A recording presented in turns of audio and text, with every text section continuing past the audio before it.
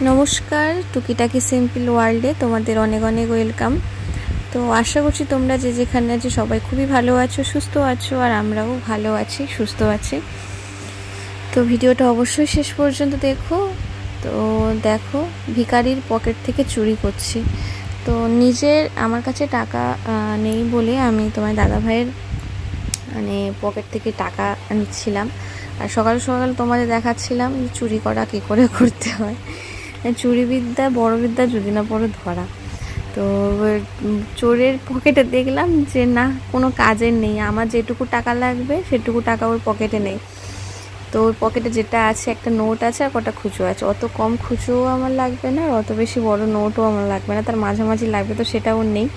তো সেহেতু আর টাকাটা নিলাম না, রেখে দিলাম। ওর আবার কি কাজে লাগে না লাগে। তো 500 টাকার সম্বল পড়ে আছে ওর পকেটে, তাই আমার কাছে যেটুকু ছিল সেটুকুই গুড়িয়ে গাড়িয়ে নিয়ে চললাম বাজারে। তো বাজারে এসে দেখো, ফুল নিয়ে নিয়েছি ঠাকুরের জন্য, আর নিয়েছি একটু পনির। যেমন এই পনিরের দোকানে চলে এসেছি, একটু পনির নিয়ে নিলাম, আর একটু সবজি নেব, কারণ একদম সবজি নেই। তো সবজি না হলে রান্নাবান্নাই হবে না। তো আজকের তোমার দাদাভাই ভাত নিয়ে যাবে না, সেই জন্যই আর কি একটু টাইম আছে অনেকটা বাজার টাজার করার বা ঘরের টুকিটাকি কাজকর্ম করার। তো মেয়ে তো এখন ঘুমোচ্ছে, তোমার দাদাভাইয়ের কাছে আছে, আর এখন আমি চলে এলাম বাজারে। বাজারটা তোমার দাদাভাই করে। তো ওকে 10 বার ডেকে খুঁচিয়ে তোলার থেকে আমি যদি এক ছুটে চলে আসি বাজারে, তাড়াতাড়ি হয়ে যায়। সেই জন্য আর ওকে ডাকলাম না, ভাবলাম তুমি দেখো মেয়েকে, আর আমি বাজারটা করে নিয়ে আসি।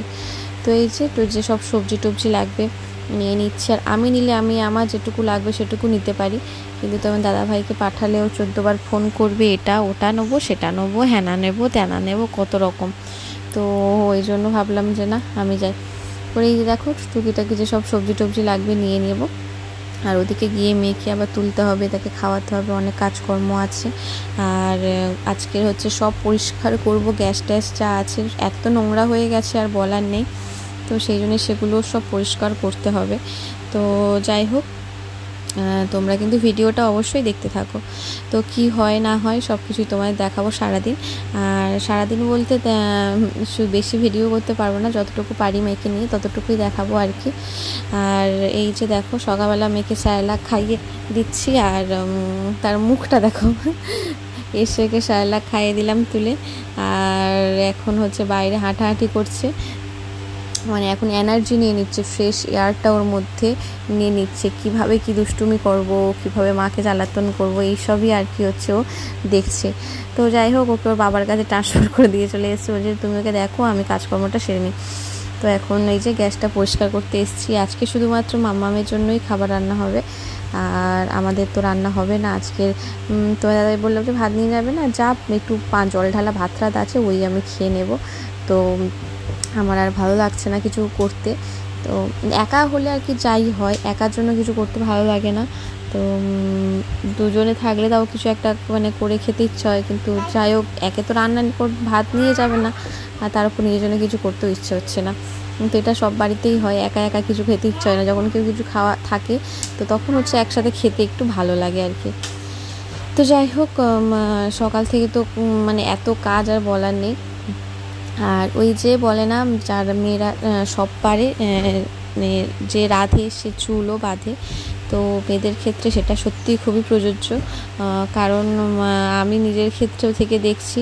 কারণ আমি আগে যেখানে কিছুই করতে পারতাম না, সামান্য একটা ভাত রান্না করে শিখে আসিনি মায়ের কাছ থেকে, সেখানে আমার সমস্ত কিছুটা করতে হয়, তার উপর একা বাচ্চাকে সামলে সমস্ত কিছুটা আমাকে করতে হয়। তো সেই জন্যই আর কি বললাম। কেন বললাম, তোমরা যত ভিডিওগুলো দেখবে বা আমার ভিডিওগুলো দেখবে তত বুঝতে পারবে। একা দেখো, নিজে আগে বাজার করে খেতাম না, এখন আমাকে বাজার করে খেতে হয়। সত্যি কথা বলতে আমি কোনোদিন বাজার করতে যাইনি, আর এই প্রথম প্রথম না, আমি বছর 2 আগে থেকেই বাজার করে খাওয়া স্টার্ট হয়ে গেছে। কারণ নতুন নতুন যখন বিয়ে হয়েছিল তখন তোমাদের লকডাউন ছিল, আমি তখন তো ওই যে বললাম ভাত রান্না করে শিখে আসিনি। তখন রাত্রেবেলা তোমার দাদাভাই মাছ আনবে, সবজি আনবে, তবে রান্না চাপতো। তো সেই জন্য ভাবলাম যে না, এর আশায় থাকলে হবে না, আমাকে নিজে বাজার করতে হবে। তো তখন থেকে অল্প অল্প করতাম, কোথায় বাজার চিনতাম না। তোমার দাদাভাইয়ের সাথে 1-2 বার যেতে দেখলাম। তখন থাকতাম সোনারপুরে, তারপরে আসলাম রুবিতে ভাড়ায়। তখন সেখানে একটা আত্মীয় থাকতো, তাদের সাথে যেতে যেতে যেতে বাজার করাটা শিখলাম। আর এখন আমি নিজে বাজার করি। তো এখন দেখো বাজারের কথা থাক, এখন যে সংসারের গল্প সেটা দেখাই তোমাদের। তো সকাল সকাল এখন শরবত করতে বসেছি, আর আমাদের দুজনের জন্য 2 রকম শরবত। আমি খাবো একটু লেবুর শরবত, আর তোমার দাদাভাই খাবে হচ্ছে ছোলার ছাতু। ওকেও ছোলার ছাতু দিয়ে শরবত করে দেবো। ছোলার ছাতুতে অনেকে দেখেছি লেবু, পেঁয়াজ, কাঁচা লঙ্কা এইসব দিয়ে খায়, কিন্তু তোমার দাদাভাই শুধু নুন দিয়ে খায়। তো এখন আমি একটু ঠান্ডা জলও নিয়ে চলে এসেছি, গরম পড়েছে তো প্রচণ্ড, তো একটু ঠান্ডা জল দিয়ে শরবত খেতে ভালোই লাগবে। তো অল্প একটু ঠান্ডা জল দিয়ে মেশাবো, অল্প একটু নর্মাল জল দেবো, দিয়ে নুন, লেবু, চিনি সব কিছু দিয়ে আমার শরবতটা করে নেব। আর ওর হচ্ছে ছাতু দিয়ে করব। আর আমি এই যে ভিডিওতে ভয়েস দিচ্ছি, ভয়েসটা আমি একবার দিয়ে দিয়েছি, পুরো ভিডিওতে আমার ভয়েস দেওয়া হয়ে গেছে। জানি না কোথায় কি হাত পড়লো, ভয়েসটা পুরোটা ডিলিট হয়ে গেল, আবার আমাকে নতুন করে ভয়েস দিচ্ছি। তাহলে ভাবো আমি কি করি জানো, আমি হচ্ছে মানে সারাদিন তো কাজকর্ম থাকে, দুপুরবেলা একটু শুই, তখন ভিডিওটাকে এডিট করে রাখি, মানে সব কিছু নর্মালি এডিট করে রাখি, শুধু ভয়েস ওভারটা দিই না। যখন একটু রেস্ট নিয়ে নিই, আমি 6টার দিকে যেহেতু ভিডিও দিই, তো সেহেতু 5টার দিকে উঠে আমি ভয়েস ওভারটা দিই, ভিডিওটা আপলোড করি। যেহেতু ওয়াইফাই আছে, আগে ওয়াইফাইয়ের সমস্যা হতো, তাই সকাল সকাল ভিডিওটা আমাকে আপলোড দিতে হতো না, সারাদিন ভিডিওটা আপলোড হতে লেগে যেত। যেহেতু এখন ওয়াইফাই আছে, তাড়াতাড়ি হয়ে যায় 10-15 মিনিটের মধ্যে। সেখানে আমাকে একটা ভয়েস ওভার দিতে, মেয়ে ঘুমাচ্ছিল, তাকে একটু খাইয়ে দাইয়ে দুধ খাওয়ালাম, বুকে দুধই খাওয়ালো, খাইয়ে দাইয়ে উঠে আমি ভয়েস ওভারটা দিলাম। 15 মিনিট লেগে গেল আমাকে ভয়েস ওভারটা দিতে, 15-16 মিনিট ব্যাস। তারপরে আমি যখন এডিট করতে যাচ্ছি ভয়েসটাকে, তখন দেখছি যে ভয়েসটা কীভাবে ডিলিট হয়ে গেছে। আমি চারদিকে খুঁজলাম, যেখানে ভয়েস রেকর্ড হয় সব দিকে জায়গায় খুঁজলাম, কোথাও পেলাম না ভয়েসটাকে। আবার আমাকে নতুন করে দিচ্ছে। তার মানে দেখো, মানে 2বার খাটনি করতে হচ্ছে একটা ভিডিওতে আমাকে। একে তো দেরি হয়ে গেছে, 6টার মধ্যে দিতে পারবো কিনা সন্দেহ, তার মধ্যে আমাকে আবার মানে আধ ঘন্টা তো আমাকে ভয়েসের এতেই টাইম চলে গেল। তারপরে ভিডিওটা আবার প্রসেসিংয়ে দিতে হবে, তবে আপলোড হবে। তো যাই হোক, সকালবেলা ওকে খাইয়ে দাইয়ে দিয়েছি, দিতে দেখো আবার ঘুমিয়ে পড়েছে। আর সত্যি কথা বলতে, তোমরা যদি আমার পাশে থাকো তাহলে যতই যাই হোক আমি এগোতে পারবো, আর তোমাদের ছাড়া কোনো কিছুই সম্ভব নয়। যেহেতু নতুন চ্যানেল খুলেছি, অবশ্যই একটু পাশে থেকো, আমার ভিডিওটা একটু দেখো, নতুন বলে এড়িয়ে যেও না, একটু নতুনের পাশে থেকো, যাতে আমি একটু এগোতে পারি, নিজের পায়ে দাঁড়াতে পারি আর কি। তো আমার পরিবারে সবাই জয়েন হয়ে যেও। তো এখন দেখো চলে এসেছি জামা কাপড় কাচতে। আর এই এখন বাইরেই জামা কাপড় কাচা হয়, আগে হচ্ছে আমরা ঘরে হচ্ছে মানে রুমে, বাথরুমে ট্যাঙ্কের জলে জামা কাপড় কাচতাম। যেহেতু এখন টাইম কল এসছে, তো রুম মালিক বারণ করে দিয়েছে ট্যাঙ্কের জলে জামা কাপড় কাচতে, টাইম কলে কাচাকুচি করতে বলেছে, কারণ পাম্প হচ্ছে অনেকবার চালাতে হয় সারাদিনে। তো সেই জন্যই আর কি, যেহেতু লোকের ভাড়ায় থাকি, তো সেহেতু তাদের কথা শুনে চলতেই হবে। তাই হচ্ছে এবারে ঘরে হলে কি হয় বলো তো, আমি আমার যখন টাইম হোক, টাইম বের করে আমি ঘরে কাচাকুচিটা করে নিতে পারি। কিন্তু বাইরে এই যে টাইম কলের জল, সে টাইমে আসবে, আমাকে তার জল আসার টাইম মতোই কাচতে হবে। সে আমার কাজ থাকুক, পড়ে থাকুক, যাই হোক, আমাকে সেই টাইমে করতে হবে। তো খুবই অসুবিধে হয়, কিন্তু তাও আমি করি, কিন্তু কিছু করার নেই, যেহেতু লোকের ঘরে থাকি, তো সেহেতু তাদের কথা শুনতেই হবে। তো এই যে এত কিছু কষ্ট করা হয়, তার মধ্যে আমার মেয়ে আরও দুষ্টুমি করে, সেগুলো সামলাতে আমি তো পুরো নাজেহাল হয়ে যাই।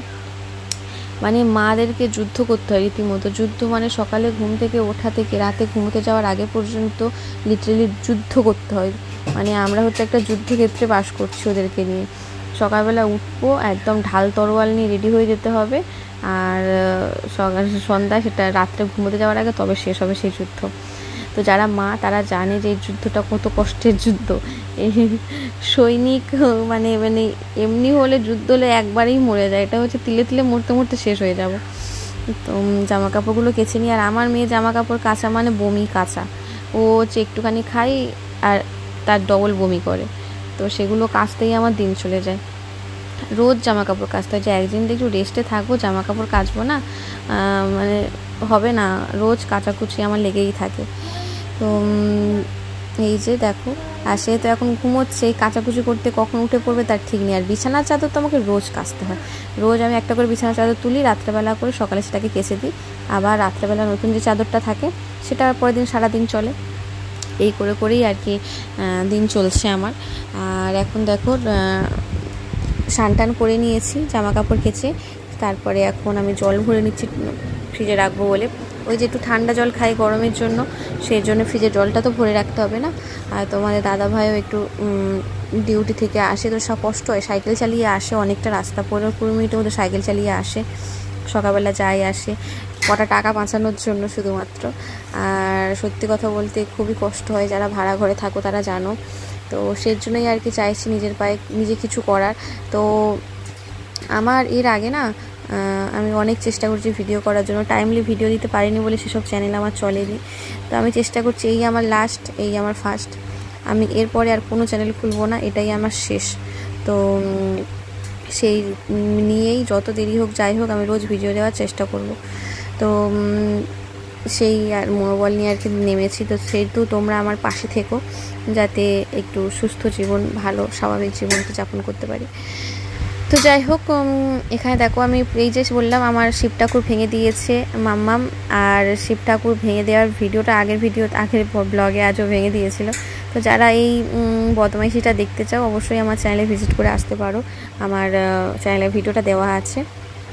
আর এখন আমি হচ্ছে ঠাকুরের পুজো দেবো, মালা টালা সব কিছু কিনে এনেছি।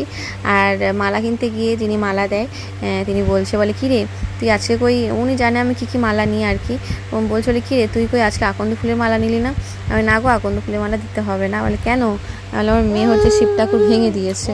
বলে বাবা। তো আমি ঠিক করেছি ও একটু বড় হোক, তারপর শিব ঠাকুর কেনা হবে। আর এই যে ভাঙা শিব ঠাকুরটা, এটা একটু জুড়ে নেওয়ার চেষ্টা করব। তো আমার বড় মা তাকে জিজ্ঞেস করেছিল, মা যে এরকম রিয়ার মেয়ে হচ্ছে ঠাকুর ভেঙে দিয়েছে, বললো তো কিছু হবে না, ওটা জুড়ে নিয়ে ও পুজো করতে পারবে। তো বলে ঠাকুর মানে গোপাল নাকি ওনার মেয়ের ভেঙে গেছিলো।